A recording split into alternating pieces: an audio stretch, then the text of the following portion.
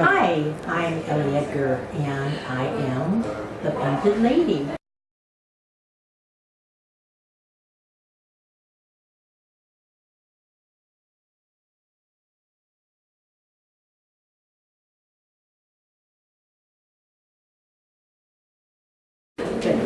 We're going to go down in the back, and I'm going to put on my gloves. I picked out a wonderful pigment for you. It's dark chocolate. All ladies love chocolate. I was just going to say, you picked it the right color. Chocolate, anything is good. Well, we try to match your hair. Now, your hair's going towards the black, but of course we don't want black eyebrows. I never use black on the face. So we're going to do like a darker brown. And then we'll see how it feels, and that's the most important thing. Right. So I'm opening your applicator again for you and only you. And I know it makes no sense to you, but this is a 5 flat. And that's all you need to know that it works. Right? Right. As long as I'm not tested on that later, I'll be fine. No, and we'll just do a little pass to see how you feel. What do you think? Oh, I'm feeling, just a little like, sticking, a little prickly thing. But Little prick? No problem. That's perfect. I'm going to apply the second, which has a tiny bit of epinephrine in it. Epinephrine means no bleeding, no swelling, and no pain. Well, I like all of those. All of those. And I'm going to go to the left side and do the same. Now, how do I know how to pluck my eyebrows when You keep once I coming have back these? to me. Oh, yeah, so I don't have to know. But It's actually, good because I don't. and actually, we're setting the foundation down for your eyebrows so that you're going to see exactly where they need to be tweezed. Okay. So, and that's kind of just letting the epinephrine and the numbie set into your skin. It just takes a couple minutes.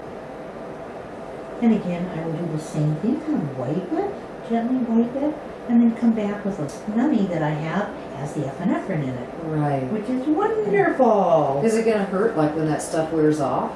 It'll feel like, oh, there's a little ouch, but nothing too trauma, nothing to curtail your activities whatsoever.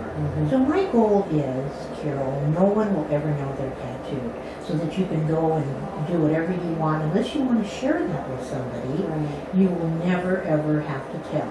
See, that's what I was going to ask you, because I don't have like big natural brows, and you sometimes do occasionally encounter someone where you go, wow, maybe it's makeup, maybe it's painted, but either way it doesn't look real, so that was another concern too. And that is a concern, because many people feel that they have to put a lot of color into the area at one singular session. And that's why we layer color over color, to make sure it's less intrusive and it looks more like an airbrush look. Will I be still having to do like a swipe with powder when I do my makeup, or like do you not touch the brow at all, or what happens when you're putting That's a really makeup good on your question. face?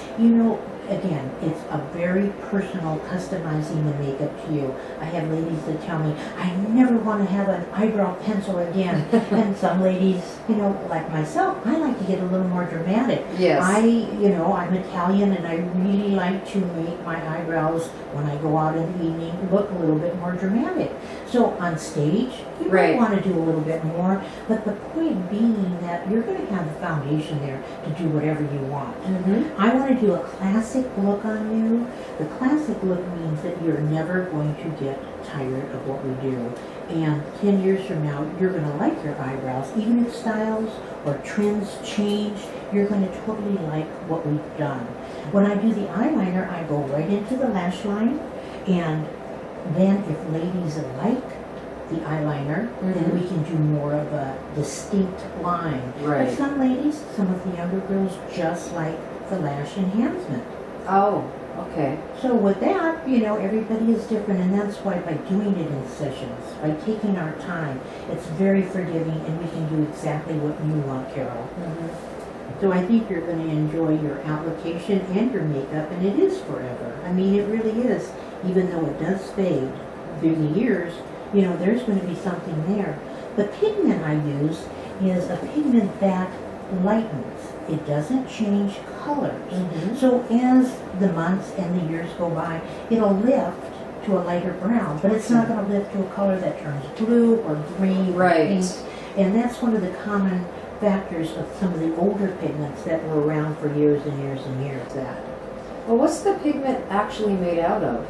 Well, iron oxide is the main thing, and that was a controversy about iron oxide with the MRIs. But I have to tell you, I think somebody years ago got a little warming around the eyes when they had eyeliner. Okay. And so that started all the controversy, and there's been a lot of studies. And I've had 2 MRIs on my shoulder with more pigment than anybody has on their face with no problems whatsoever. So that really kind of ended up to be, because there is a natural pigment, organic pigment, but those are the pigments that fade different colors. So if I put a brown on you, it could fade to red, and it does. And so there's people like maybe a different person than you that might use that kind. Yes, exactly. And they just fade a little different. But I'm telling you, there's no vegetable out there that's black, so I'm not quite sure what they use for black eyeliner. Right. What's the difference between this ink then and like tattoo ink for your body? It's just customized. Well, first thing, it's more expensive. In this industry, they make sure that they get a little bit more money. What I pay for $25, they would get a huge bottle for what I pay for $25. Because it's a cosmetic industry? It's a cosmetic industry, exactly. And so the cosmetic industry, we have all kinds of colors. We have, you know, from soft brown to dark chocolate. We have many different hues of color. So instead of me mixing the colors that I used to do the old days to get what I need, now I can just pick it, which makes my life a lot easier, even though I still mix. Old habits don't die. Because you're an artist, right? So I always put a little bit of something in there with another little something to make it perfect. Oh, these are coming beautifully. You're going to get me. It would be just nice to know, you know, you wake up or you take a shower or whatever it is, you know, and there's that whole process of putting your makeup on that sometimes you're just like, God, I wish I didn't have to do that, you know? I wish I didn't have to take the time for that. And it's so important to me, when you entrust your beautiful face to me, that I give you everything and all that you want. So it's nice that we have a consultation where we talk about what your expectations is. When I teach, I think the most important thing when I tell my students that you need to be on the same page with them. If they're thinking they're going to lose weight by having eyebrows or get a man by losing eyebrows, that's not going to happen. Well, maybe they'll look a little prettier, right. But you know what I'm saying. The expectations should be perfect. If you think these are going to last for the rest of your life and you're never going to have to touch them or tweeze them, that's not. When I put the cold compress on there, I know it feels good because it gets hot, but tattooing brings up the temperature of your body. So I'm kind of fooling the skin into thinking it's starting to heal.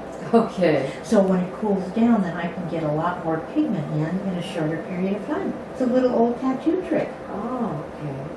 And then when I put A&D on there too, I know you felt the numbing going on. That kind of concludes the area too, and I can see what I'm doing. Okay. They're coming in beautifully though. It's like, it's fabulous, Ellie. First of all, the shape is like, I always had a problem with the shape. I could never do it right. And the fact that it's permanent, I mean, it's killer. I love it. And look at how it shows off your cheekbones and lips. That little arch is wonderful. It's fabulous. Thank you. Thank you. No. Good